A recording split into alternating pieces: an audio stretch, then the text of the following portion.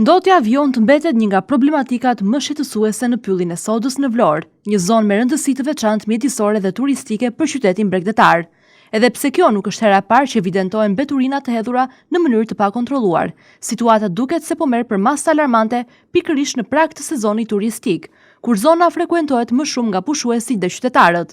Vëzhgimi realizuar nga televizioni 6+1 Vlora është përqendruar në segmentin mes Tecit dhe Petroliferës, ku panorama që të ofrohet është mjaft shqetësuese. Në brendësi të pyllit shihen grumbuj mbetjesh urbane, mbetje ushqimore dhe sende të ndryshme të hedhura pa kriter. Në disa zona mbeturinat janë përhapur në sipërfaqe të gjera, duke dëmtuar jo vetëm estetikën e zonës, por edhe vetë ekosistemin e pyllit të Sodës.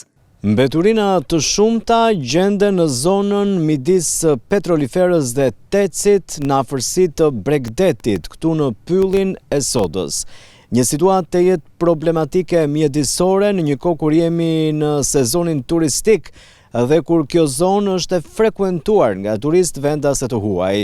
Si ku ndërndiqni edhe pas meje, një sasi e konsiderueshme mbetjesh, të cilat kanë dalë ndoshta nga një piknik i organizuar në ambientet e këtij territori këtu ku unë gjendem, kanë krijuar një situatë të jetë problematike mjedisore, por nuk është vetëm kjo zonë këtu, po të bësh një vëzhgim në gjithë të territor, ndotja është e shpërndar kudo.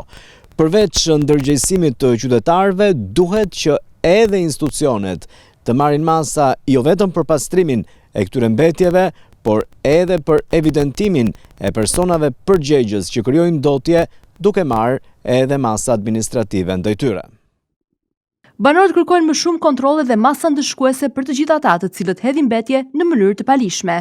Pastrimi i vazhdueshëm nuk mjafton nëse fenomeni përsëritet çdo javë. Situata bëhet edhe më problematike për shkak të temperaturave të larta dhe afrimit të sezonit veror, pasi mbeturinat krijojnë jo vetëm ndotje vizuale, por edhe rrezik për përhapje të errave të pakëndshme, ndotje të tokës dhe rrezik zjarresh. Në një zonë që konsiderohet potencial turistik dhe rekreativ për qytetin e Vlorës, pamje të tilla japin një imazh negativ edhe për vizitorët vendase të huaj.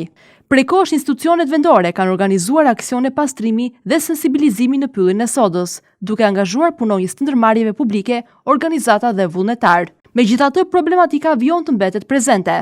Kjo tregon se përveç ndërhyrjeve periodike për pastrim, nevojitet një strategji më e fortë parandaluese dhe ndëshkuese.